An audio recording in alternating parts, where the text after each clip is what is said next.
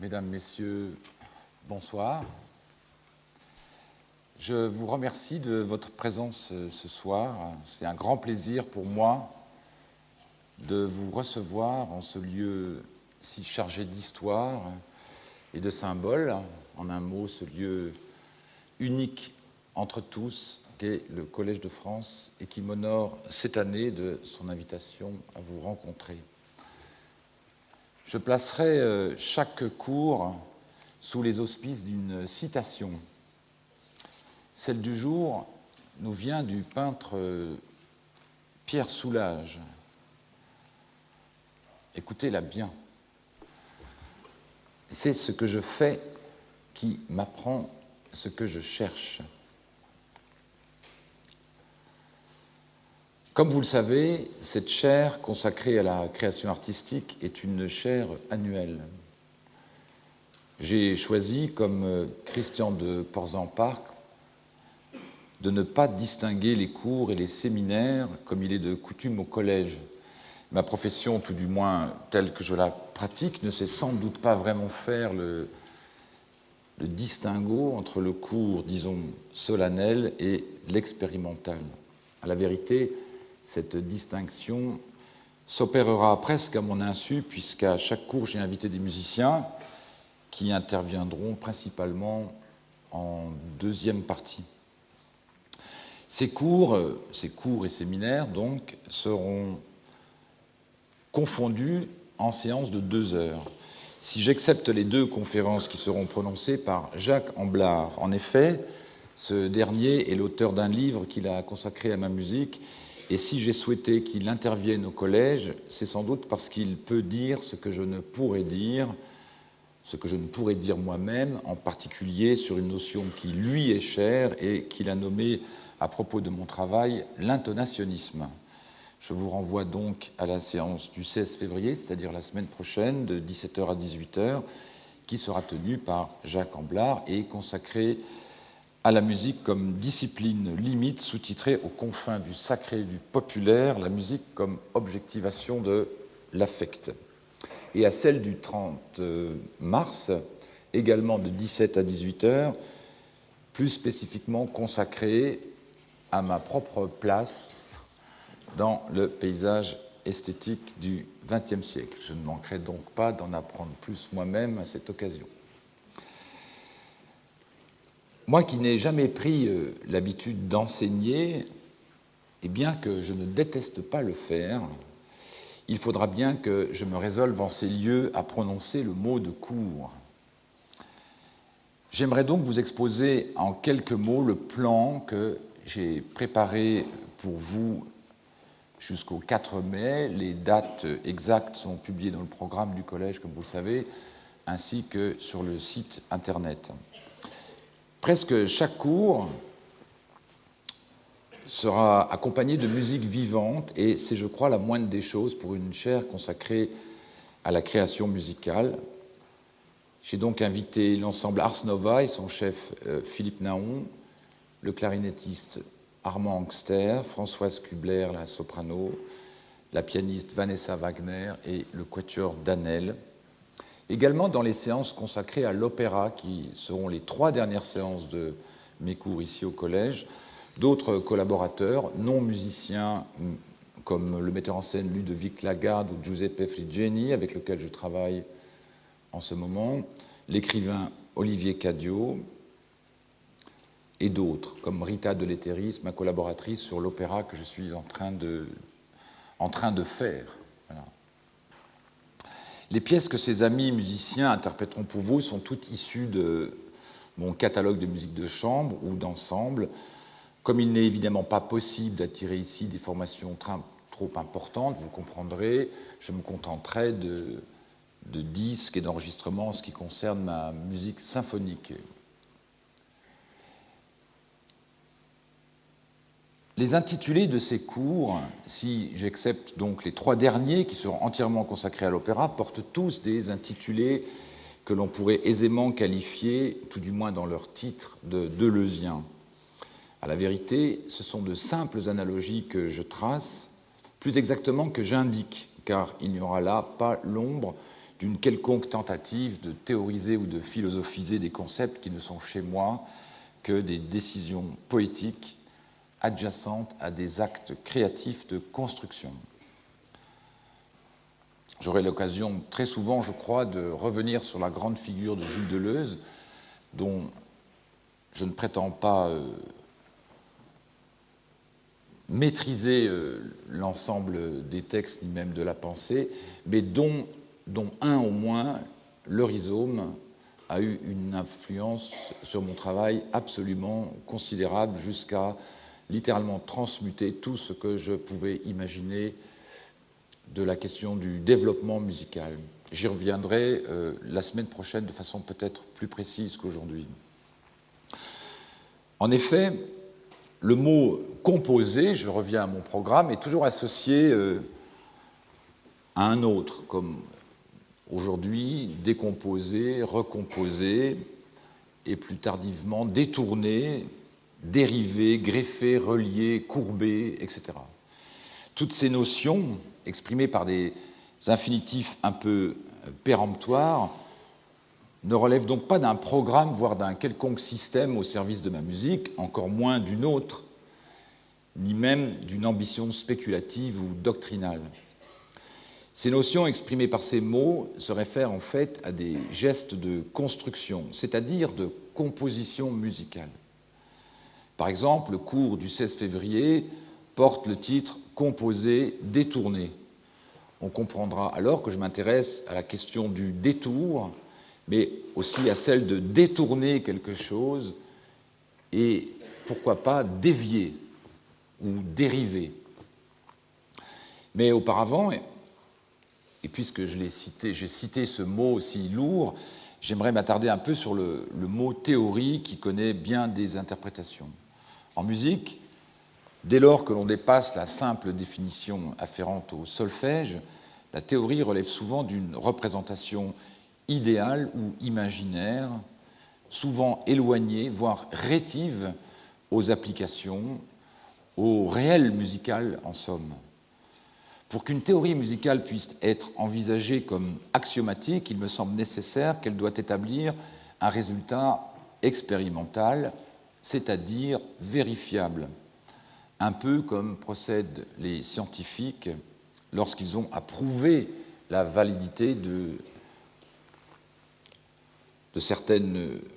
nouvelles recherches, c'est-à-dire de nouveaux résultats qui n'étaient prédictibles par aucune autre théorie établie jusque-là. Ces interrogations-là n'existent pas dans ma musique.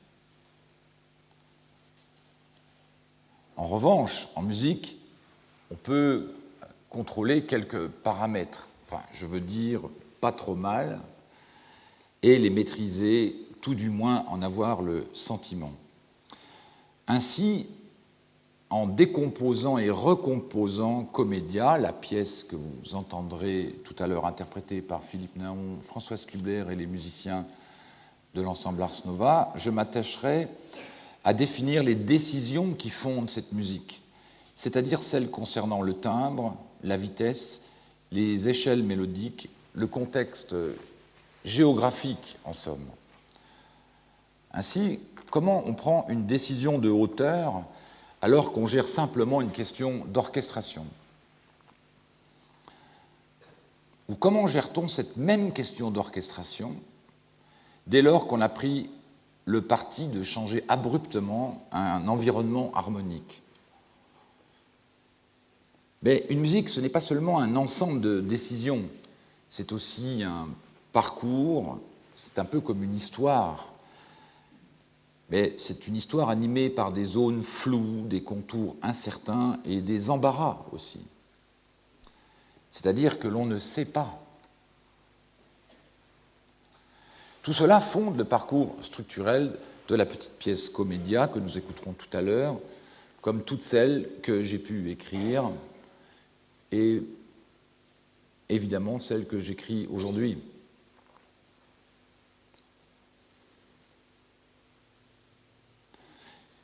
J'aimerais aborder un des paradoxes du penser composé, celui au fond devant lequel le compositeur tente chaque jour de faire face.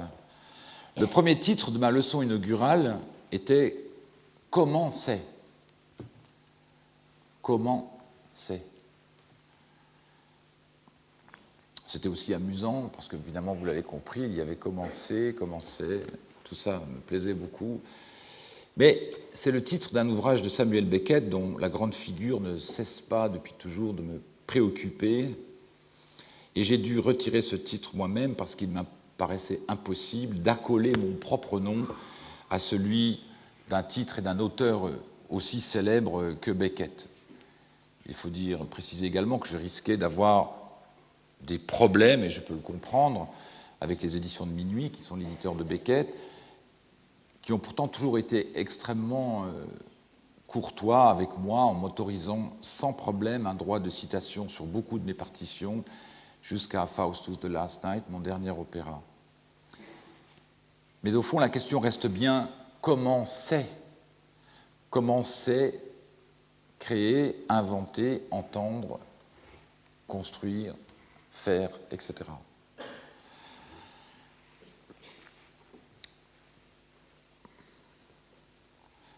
Venons-en aux caractéristiques de la pensée musicale, bien que dès lors que j'ai prononcé cette phrase, je sais déjà que je me retrouve devant un impossible.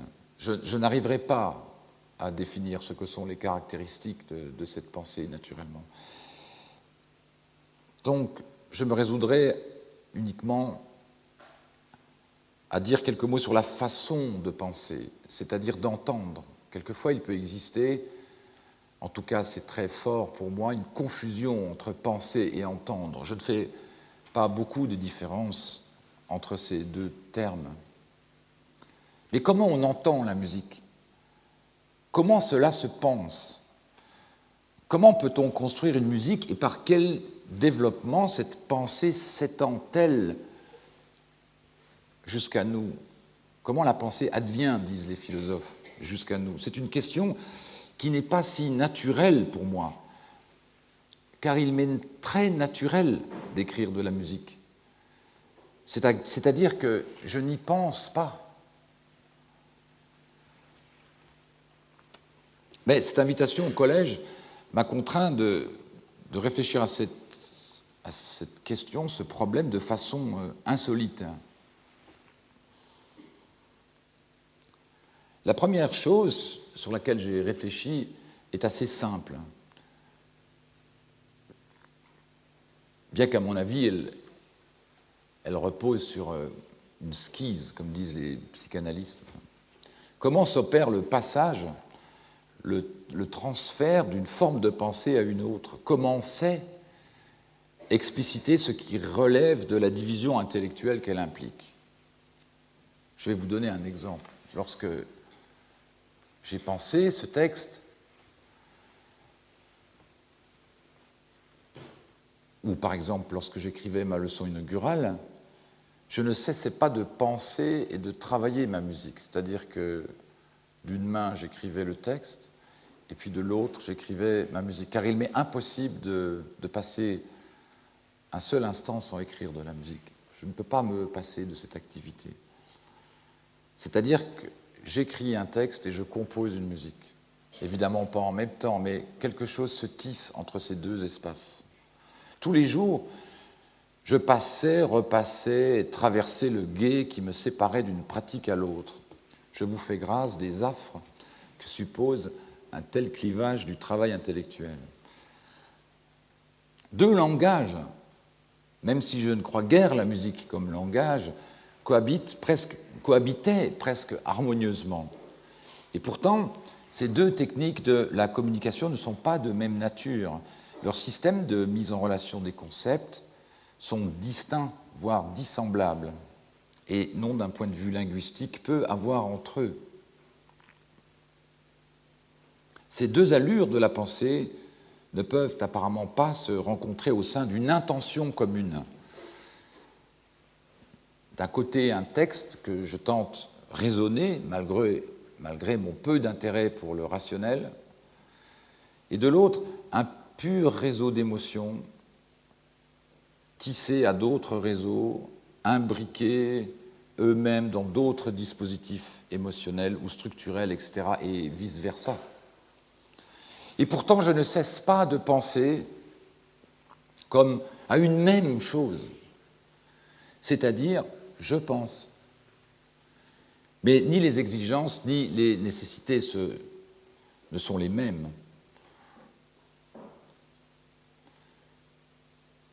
Ainsi, il pourrait m'être reproché d'avoir peu développé certains thèmes de ma leçon. Par exemple, c'est un exemple, rien sur la technologie, c'est un sujet assez sensible chez les musiciens. Rien sur la technologie alors que j'y fais référence une fois et à un moment particulièrement important. Je vais me citer. En ce que celle-ci promettait un monde nouveau, nous fûmes tous plus ou moins enclins à croire que la science pouvait nous aider, sans doute parce que nous la confondions avec la technologie, qui est une toute autre affaire. Sur cette question de la technologie, j'y reviendrai dans les cours suivants, en particulier ceux consacrés à l'opéra. Je reviens à ma leçon. Sur la question du temps, j'aurais sans doute fait sourire quelques philosophes qui auront pardonné mes digressions sur le temps pour celles d'un artiste, sur les sciences, idem avec les scientifiques, etc. Je sais tout ça. Mais une musique, ça manque toujours un peu d'explication. Et composer, c'est un peu comme ça, excepté que vous ne pouvez pas le savoir.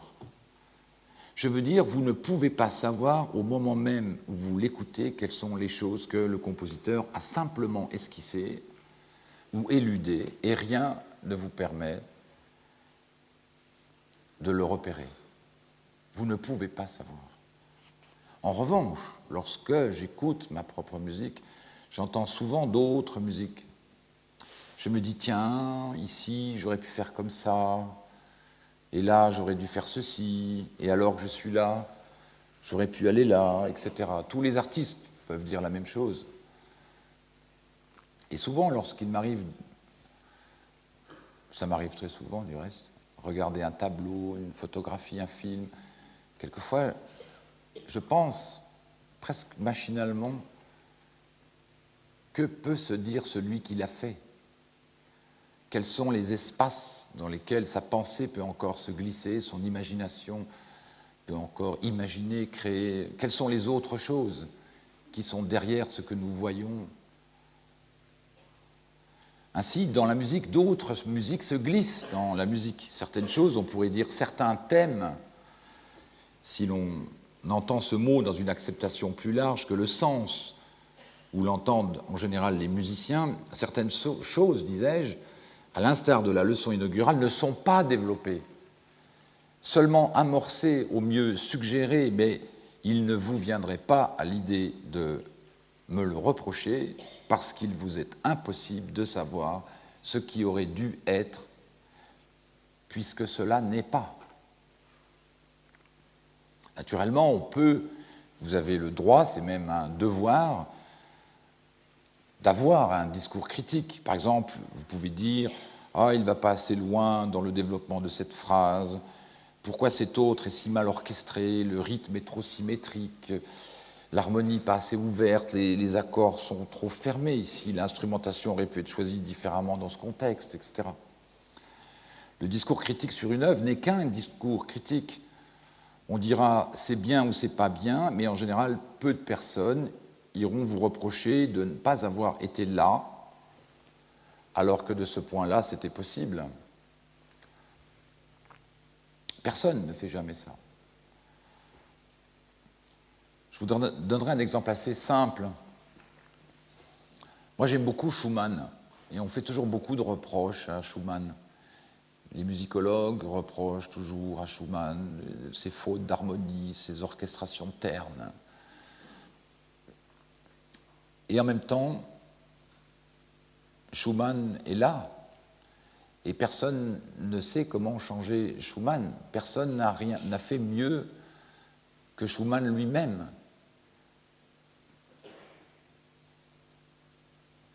Ça, c'est très intéressant, ça, pour moi. Personne n'est capable, au-delà même de l'œuvre, de montrer le chemin à Schumann. C'est merveilleux, quand même. Mais à ce point de mon exposé, j'aimerais reprendre un passage de ma leçon inaugurale. Encore, pardonnez-moi, je m'autocite. Les interstices, les écarts, les silences qui créent l'espace d'une autre musique, quelque chose s'arrête un peu et découvre le voile d'une autre musique possible. C'est dans les bords d'une brèche de l'écoute qu'un autre probable se découvre. Composer entre deux, composer les fissures d'où s'échappera une autre musique. Beaucoup de mes pièces de musique de chambre ont été composées entre deux, ou plus exactement d'entre la matière même d'une autre plus importante. Je termine ici cette autocitation que peut-être certains d'entre vous ont entendue la semaine dernière, mais il est important pour moi de reprendre et de préciser certains éléments du petit discours qui va suivre. Ainsi, dans les séances qui viendront, il y aura des musiciens. Vous allez en voir dans quelques instants sur cette scène, et je tenterai devant vous de démonter, remonter, refaire et défaire ce qui pourtant est fait depuis longtemps. Ces pièces font partie de mon répertoire, elles ont souvent quelques années d'existence, voire même un peu plus. Par exemple, Commedia a été créé en 1992, Axe, que l'on attendra dans quelques semaines, je crois, date de 1986 ou 7, Ipso, une pièce de clarinette que l'on entendra la semaine prochaine, aussi à peut-être une dizaine d'années, Cascando, pas loin. Une partie des mécanismes qui les constituent peuvent être obscurs à moi-même. Je veux dire tout simplement par là que je ne sais plus pourquoi j'ai fait ça, même si je peux dire comment je l'ai fait. Mais le pourquoi d'une chose n'est pas nécessairement le comment. Un pourquoi peut souvent revenir à « je ne sais pas ». Ce qui importe est le désir, c'est-à-dire l'impulsion qui permet le faire. Faire une chose veut dire la faire, c'est-à-dire avoir l'ardent et indispensable sentiment de la chose à faire. Cette expression est une volonté, c'est-à-dire on fait la chose. Mais la chose n'est pas la forme que revêtera cette chose, si elle advient. La forme d'une chose à faire est une autre question.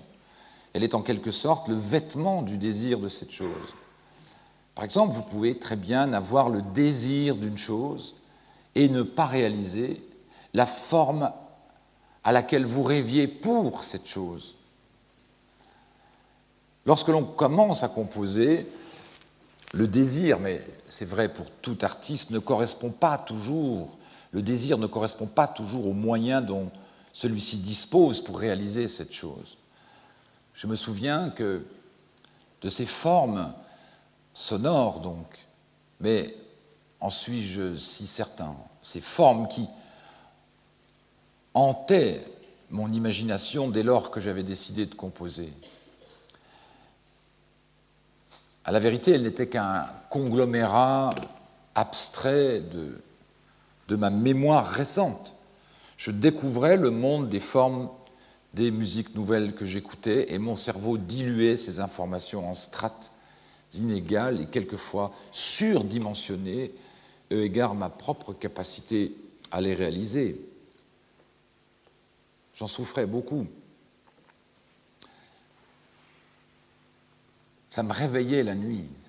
J'entendais, c'est pour ça que tout à l'heure je disais qu'aujourd'hui encore, je ne suis pas si certain qu'il s'agissait de formes sonores. En tout cas, c'était des formes.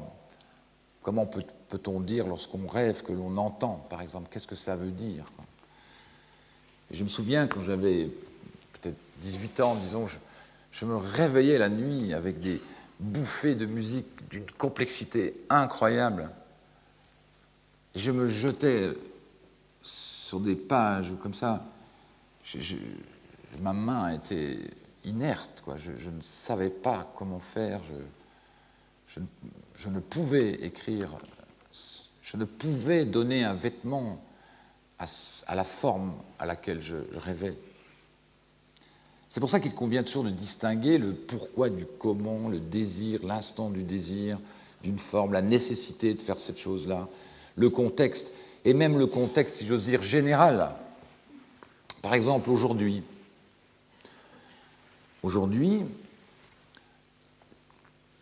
eh bien, j'ai plus 18 ans et je sais faire certaines choses. Et pourtant, j'aimerais refaire des choses ou revenir à des choses que je n'ai pas terminées, peut-être. Ou alors, changer de système topologique, si je puis dire, c'est-à-dire, en ce moment, depuis 10 ans, peut-être dans ma vie, trop d'orchestres symphoniques, trop d'opéra, trop de masse comme ça. Et j'aimerais peut-être revenir à une forme petite, plus claire et légère. Les formes petites permettent d'aborder des questions de solfège. Je ne veux pas dire le solfège au sens du propos lui-même, mais au sens du solfège général. Enfin, faisons l'effort de ne jamais trop confondre le moyen technique et le sens de la langue. Mais ce n'est pas ce que je cherche à vous expliquer, ni même à vous démontrer. J'ai explicitement dit dans ma leçon, encore, que composer n'est pas un travail d'expert en prévision, mais il n'empêche que composer, c'est penser. Et il convient toujours de ne pas confondre penser et prévoir, ni même anticiper. Lorsque l'on compose, on pense. Composer, c'est agir sur un temps que nous croyons nécessaire, mais il ne s'agit jamais de prévoir le temps à venir. Il est vrai que je me suis également exprimé sur cette question du temps, et vous aurez compris, pour ceux qui étaient présents, que ce n'est pas nécessairement une question qui me préoccupe, car ce n'est pas de temps dont nous avons besoin pour écrire de la musique. En tout cas, j'oserais dire, dont j'ai besoin. Le meilleur compagnon du compositeur, qui peut également être, telle une fable d'Ésope, le pire ennemi du compositeur. J'aime à penser que c'est l'oubli.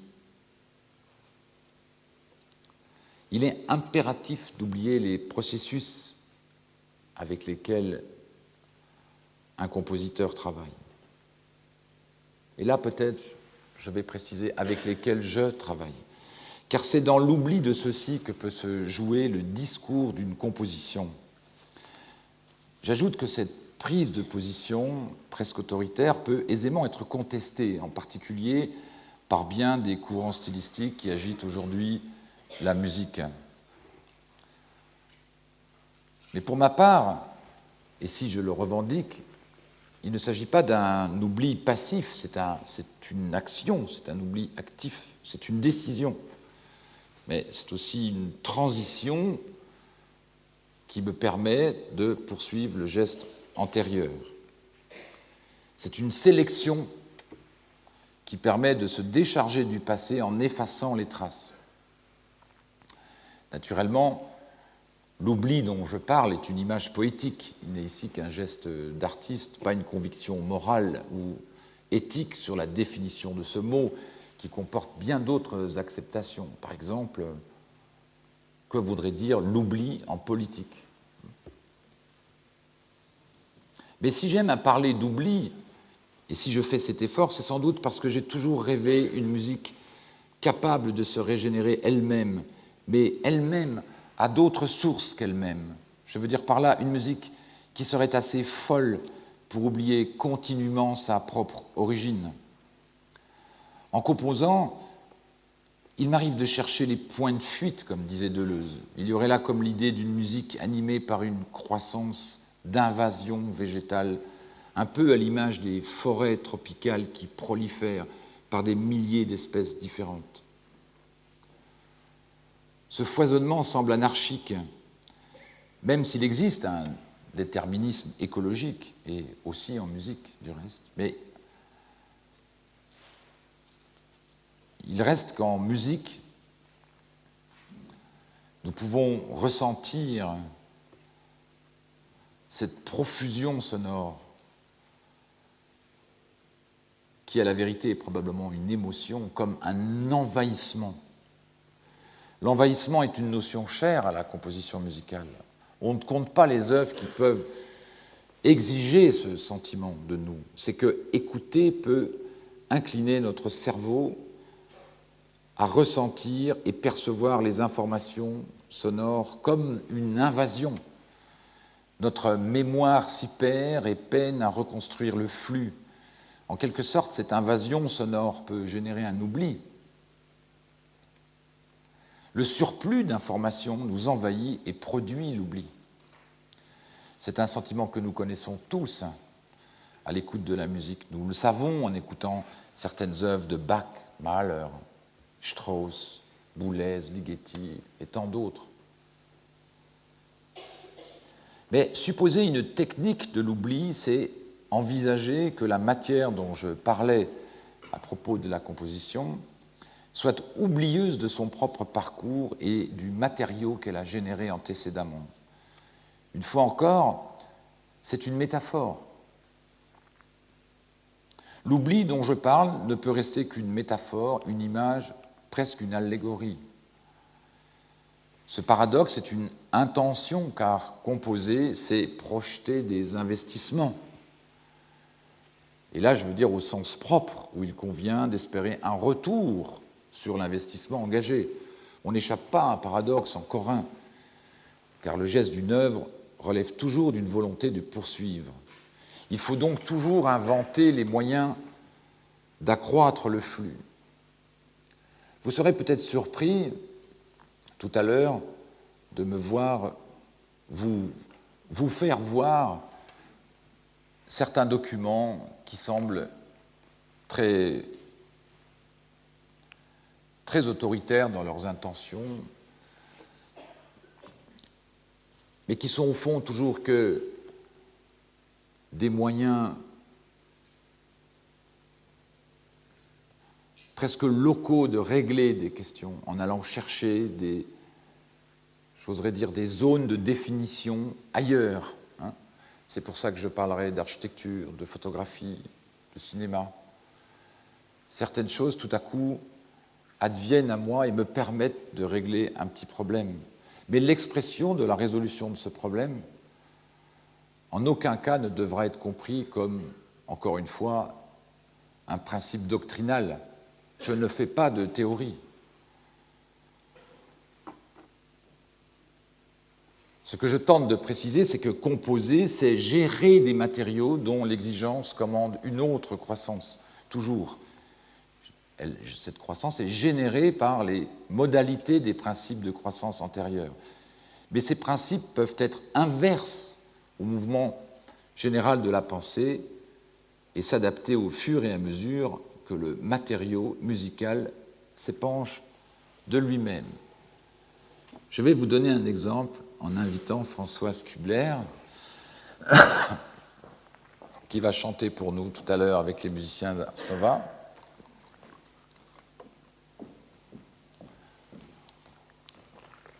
Je vais donner un exemple. Attends. Exemple. Si par exemple, nous n'avons que 2 notes, imaginez que cela est la contrainte, la règle qu'il faut impérativement respecter.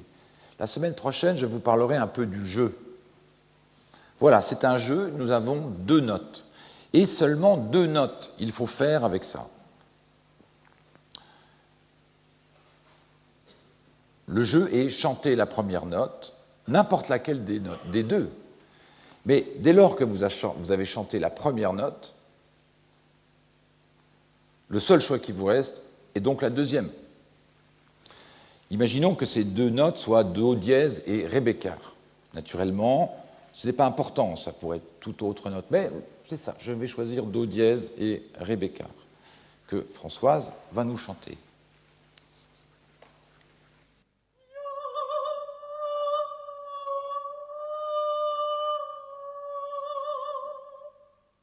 À ce point de notre composition, vous conviendrez qu'il faut faire quelque chose pour que cela s'améliore, n'est-ce pas? Je vais donc introduire un second paramètre qui va me permettre d'introduire des facteurs de distinction. Je vais demander à Françoise de chanter ces deux mêmes notes, mais en changeant les rythmes. C'est-à-dire que je vais composer avec des durées différentes en introduisant des diversifications de durées dans la répétition. Pourquoi vais-je faire cela ?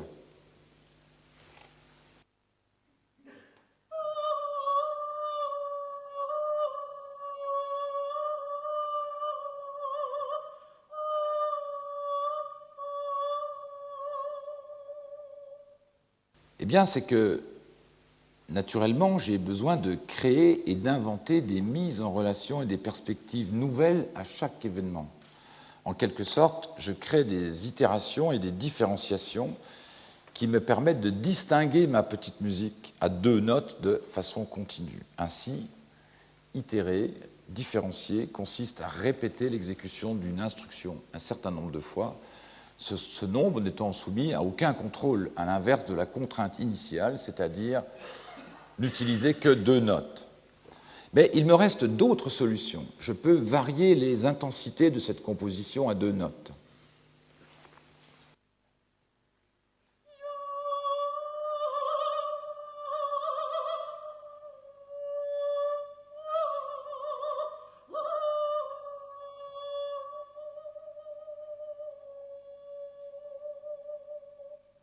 Vous entendez ?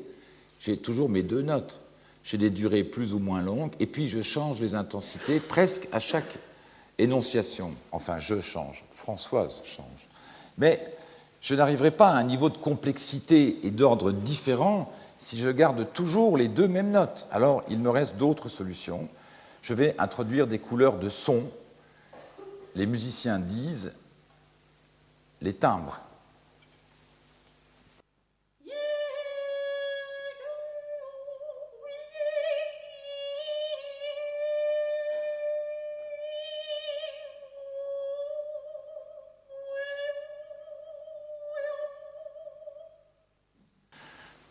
Vous entendez, Françoise change le son de son instrument.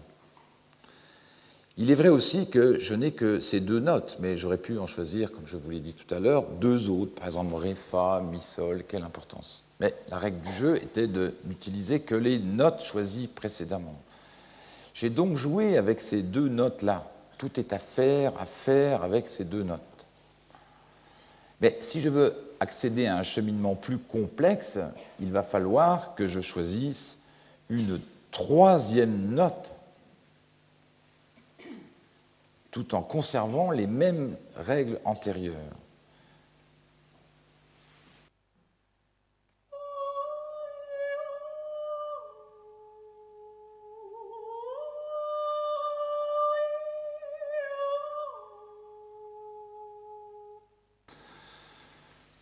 Vous entendez cet événement avec cette troisième note extraordinaire qui arrive, c'est-à-dire que tout à coup, votre oreille perçoit la complexité, c'est-à-dire qu'a fait Françoise.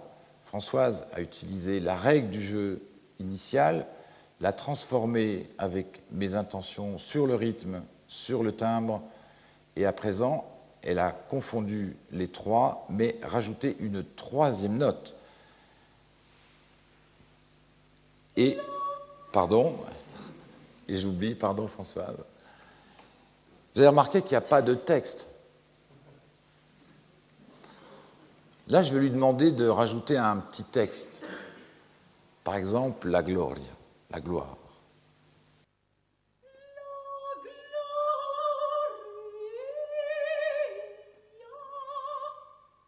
Vous voyez, comme le texte, tout à coup, prend en charge les conditions du timbre. Il est intervenu à l'intérieur de la voix et la voix s'est chargée d'une couleur tout à fait différente. Merci Françoise. On verra.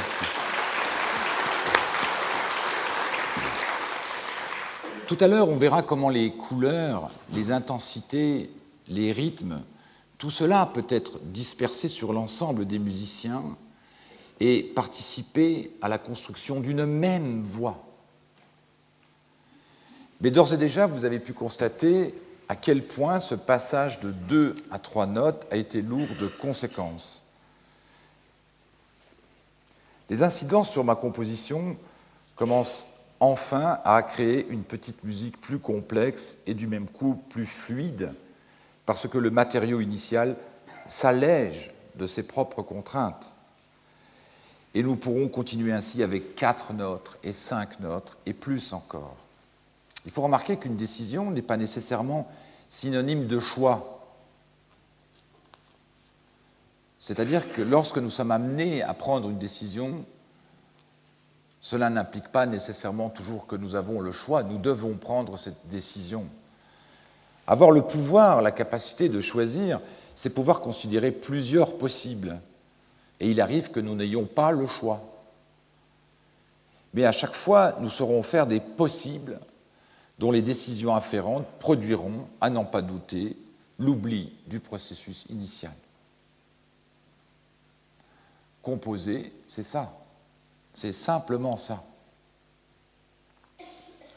Mais nous verrons plus tard comment s'organise ce mouvement, je veux dire ce mouvement au sens du mouvement de la pensée, et quels outils ces micro-informations exigent pour s'enchaîner à d'autres et d'autres encore. L'engrenage de séquences musicales peut donc conduire à oublier les préalables d'une extension que les musiciens appellent volontiers développement, dont nous prévoyons avec certitude la forme. Ce n'est plus le respect dû aux contraintes choisies qui importe, mais les mécanismes qui font sans cesse dévier l'autorité de la décision initiale.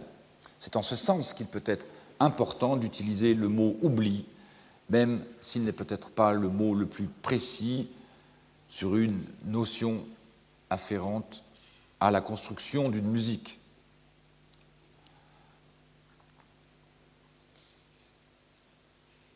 Mais je ne tenterai jamais de tenir un discours cohérent, c'est-à-dire un discours qui tente de rester uni avec lui-même ou avec ses apparents principes,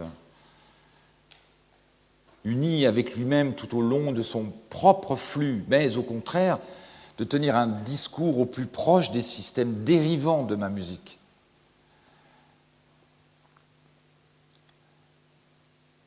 Par exemple, souvent, je réfléchirai.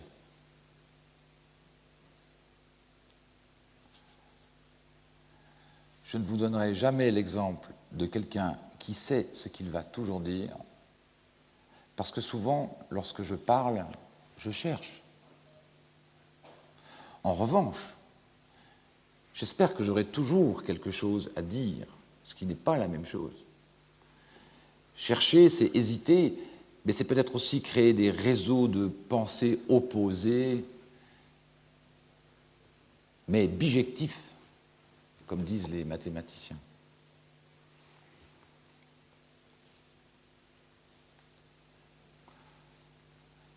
Constituer un réseau de dérivation et de division est à la base du développement musical. Tout à l'heure, je décomposerai les éléments de ma composition comédia assez simplement, mais en dissociant en premier lieu les sous-mécanismes et en vous expliquant quelques éléments de technique et aussi de technique formelle, car il y en a, et de style. Une phrase musicale, même considérée comme secondaire, par exemple si un instrument n'est là que pour enrichir ou supporter une autre phrase plus importante, peut contenir une force de dérivation essentielle pour l'ensemble du développement d'une composition. J'aborderai cette question la semaine prochaine, mais avant toute chose, il convient surtout de bien définir ce que nous entendons lorsque nous parlons de développement.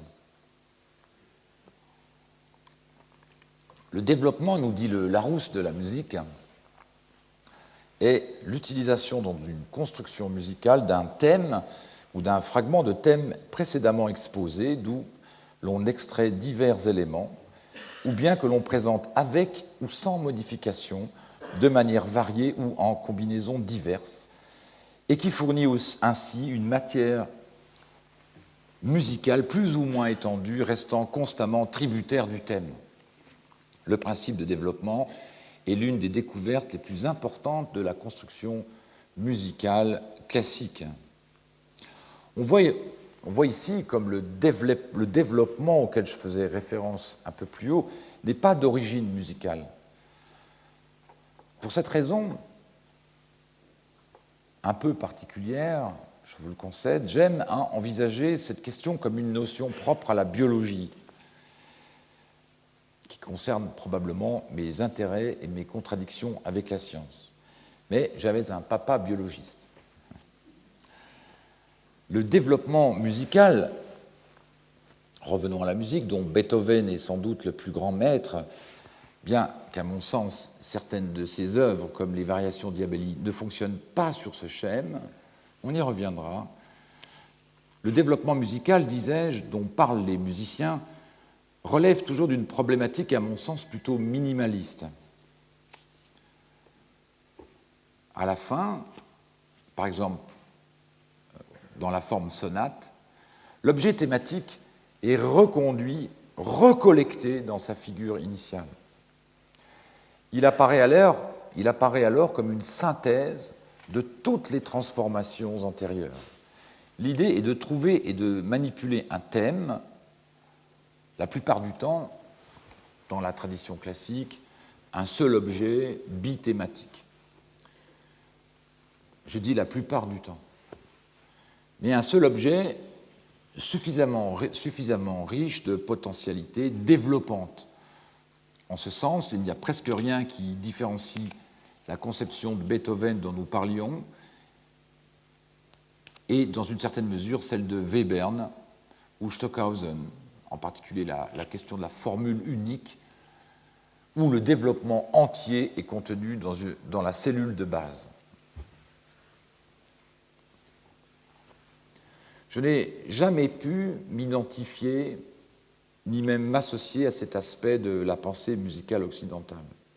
J'ajoute que ce n'est pas une critique, mais simplement un fait particulier qui me concerne. C'est un particularisme. C'est peut-être une impossibilité technique à considérer ce fait de la pensée. Par exemple, on pourrait dire, pourquoi pas, que c'est parce que je ne sais pas le faire. Mais il faut quand même reconnaître que bien des esthétiques au XXe siècle ont été fondées sur des enjeux de développement complètement exogènes à cette définition. J'en veux pour preuve certains aspects de l'art de Haydn, de Beethoven, je l'ai cité, de Schumann, Wolf, Mussorgsky, et au XXe siècle, les grandes figures de Sibelius, Janáček, Varèse et même Schoenberg. Par exemple, chez Schoenberg, je pense à la fin de Erwartung, qui est une fabuleuse machine critique, puisque la matière de la fin de cette œuvre semble soumise à une pure dilution des principes qu'elle semblait imposer précédemment. Mais il est vrai qu'il s'agit d'une œuvre lyrique. C'est un monodrame et que les caractéristiques de l'histoire, il s'agit d'une femme qui erre dans la forêt à la recherche de l'homme qu'elle aime et qui le découvre mort. Alors elle devient folle, etc. Les caractéristiques de l'histoire, disais-je, lui imposent un traitement musical et dramatique et dramaturgique, lapsus, spécifique. Pierre Boulez en parle très bien. Cet effacement thématique n'aurait pu avoir lieu sans le soutien, sans l'alibi du texte. Schoenberg a brisé pour un temps les conventions thématiques que sont l'établissement d'une figure, son développement, ses métamorphoses. Le pouvoir du texte lui fait découvrir la possibilité de développer autrement.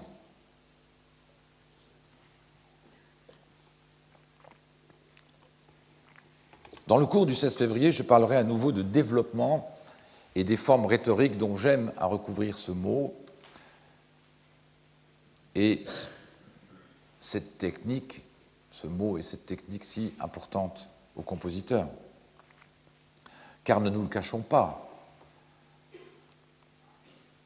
au fond, plus personne ne parle de développement, mais tout le monde y pense.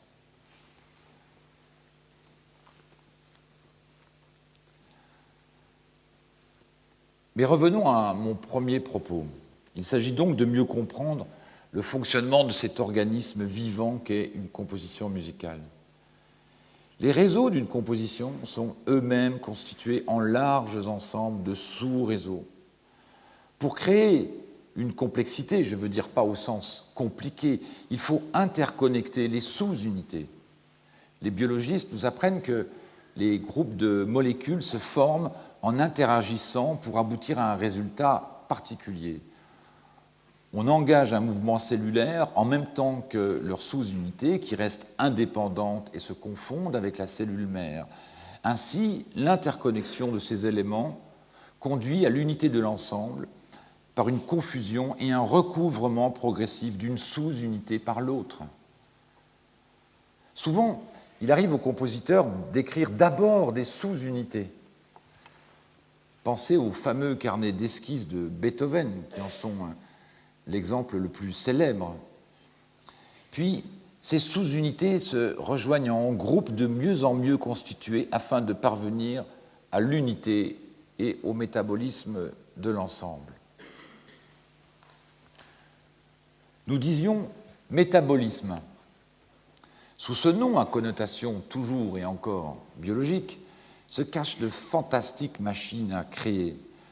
Métaboliser, c'est dégrader les cellules de base. En musique, nous avons une infinité de choix dans les manipulations. Dans l'exemple vocal présenté par Françoise, que vous avez entendu, donc, chaque élément choisi dans le petit jeu que je vous ai proposé est au fond dégradé par la transformation suivante. Vous comprenez donc qu'il ne convient pas d'associer le mot dégradé au sens de perte, d'altération, c'est-à-dire il ne manque rien.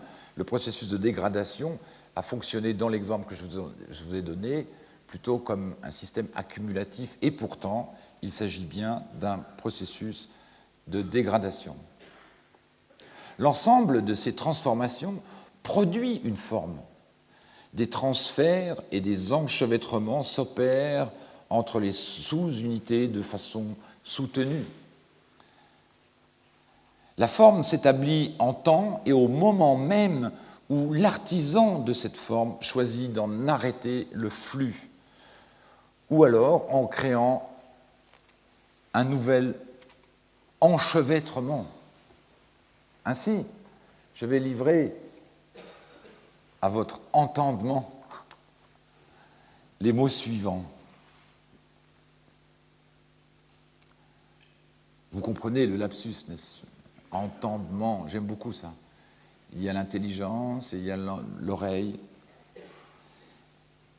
Ces mots que j'aime particulièrement et qui recouvrent toujours des actions de faire dans mon travail.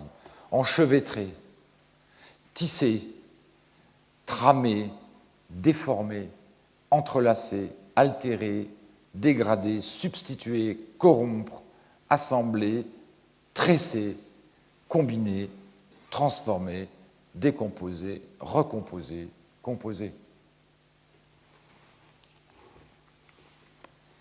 Mais au début, lorsque j'ai commencé à composer, il s'agissait pour moi non pas de composer, mais de recomposer mon propre corps. Accéder au monde de l'écriture musicale, je veux dire au sens technique, et si l'on tient compte du fait qu'apprendre le maniement d'un instrument était d'ores et déjà un échec en ce qui me concernait, puisque je n'ai jamais réussi à devenir l'instrumentiste que je pensais être ou devenir. Découvrir, disais-je, ou plus exactement accéder à la composition, fut pour moi la dernière tentative possible d'accéder à la musique. Ce qui semblait en jeu était l'expression du soi. En ce sens, composer restait la dernière solution possible. L'échec n'était pas envisageable. Heureusement, je l'ignorais. Le premier choc fut Varèse, Edgar Varèse. J'ai découvert cette musique en 1973, je crois, alors que j'avais 18 ans, à l'université de Vincennes, qui était une faculté très, très amusante. C'est vrai. Ces années étaient ce que l'on appelle des années post-68, extrêmement gaies, un peu brutales, mais néanmoins très imaginatives, en tout cas curieuses de tout. J'étais là, dans cette université, pour des raisons qui tenaient un peu à mon errance d'alors. Je cherchais quelque chose, et ce jour-là, je l'ai trouvé. Varèse était un musicien particulièrement singulier, en quelque sorte un arc tendu entre le 19e et le 20e siècle, jusque dans ses utopies les plus lourdes. Cette musique a agi sur moi comme une révélation. La brutalité de cette musique fut salvatrice. De Varèse, j'en vins à Yannis Xenakis, qui avait l'avantage d'être vivant. Le monde de Xenakis était un monde peuplé de terreurs sauvages. Sa musique ne ressemblait à rien de connu. Dans les années 70, il était très célèbre et son aura était considérable dans la jeunesse. Tout le monde connaissait son nom. Il était l'artiste engagé, typique de ces années-là, libre, débridé, absolument pas académique, on pourrait même dire absolument pas contemporain, au sens où l'exigeait l'histoire musicale d'alors. Et au fond, personne ne se sentait mis à l'écart par les théories mathématiques, musique, ou celles concernant l'art-science. C'était l'ère du temps, la fin de l'âge cybernétique où l'artiste devait être au plus près du monde et de ses enjeux scientifiques et techniques. C'était aussi la fin des 30 Glorieuses, sans doute, la fin d'un monde occidental aussi totalement égocentré, où les rapports politiques étaient finalement assez simples à comprendre. Il y aurait beaucoup de choses à dire sur la façon dont l'art de cette époque avalisait, pour ne pas dire avalait, les plus fantastiques, voire les plus invraisemblables convictions du temps. C'était en tout cas ce que je m'obstinais à croire, car le réel était tout autre auprès des musiciens. En effet, le monde des musiciens est un monde extrêmement ordonné, ce qui rend souvent leur commerce assez simple à envisager. Et très agréable, j'ajoute. Mais le principal problème devant lequel je me trouvais, je veux dire comme compositeur, était de proposer un champ d'action, je veux dire un réseau d'ordre, comme l'est une partition. Un champ d'action clair. Comment faire pour comment savoir, comment c'est? Écrire une partition nécessite une grande connaissance des possibilités instrumentales. Et je dois dire à cet égard que ce sont les interprètes qui m'ont appris mon métier. Ce sont eux qui m'ont dressé l'oreille, qui m'ont appris les subtilités de leur technique spécifique. Et je n'oublie jamais rien de ce que me dit encore aujourd'hui un interprète.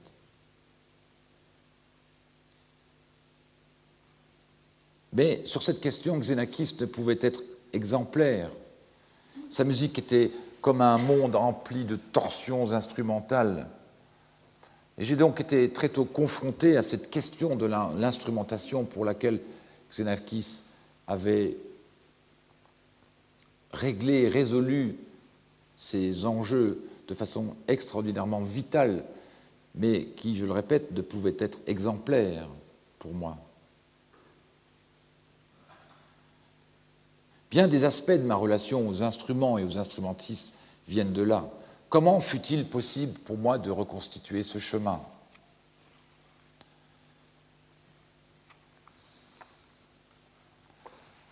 Quand j'ai été nommé au collège, j'ai fait quelques visites, j'ai été invité, et une d'elles m'a beaucoup frappé. Je rendis visite à M. Michel Zinc, professeur de littérature de la France médiévale, qui est un monsieur adorable et extrêmement savant, évidemment. Mais celui-ci me posa une question assez étrange. Comment choisissez-vous un instrument? Je dois dire que cette question me plongea dans un abîme de surprise perplexe, tant il était clair pour moi que je ne m'étais jamais posé cette question. J'en déduis donc que c'était une bonne question. Alors que je sortais de ce rendez-vous, par ailleurs très agréable, j'en vins donc à me demander, mais oui, comment choisit-on un instrument? Par exemple, pourquoi une flûte et là, pourquoi une trompette?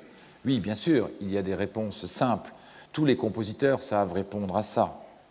L'orchestration ne permet pas toutes les combinaisons, et lorsqu'il apparaît qu'une clarinette n'a pas sa place dans tel ou tel groupement d'instruments, c'est qu'il y a souvent une réponse simple.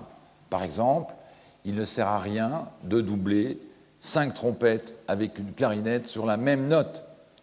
Cela ne sert à rien car on n'entendra pas la clarinette. Non, ce n'est pas de cela dont il s'agit. La question de M. Zinc était comment choisissez-vous un instrument là quand vous avez le choix? Au fond, cela revenait à poser la question inverse, pourquoi celui-là et pas cet autre? Qu'est-ce que cela induit? Quelle direction, quel avenir suppose-t-il à l'œuvre qui en adviendra? Par exemple, si je prends un trombone pour commencer cette pièce-là, et je lui fais jouer fortissimo, telle note, si. Que puis-je écrire ensuite? Quels sont les possibles successifs à un instrument avant même de parler de superposition instrumentale? Et c'est là que je vais inviter mes amis musiciens à me rejoindre sur ce podium.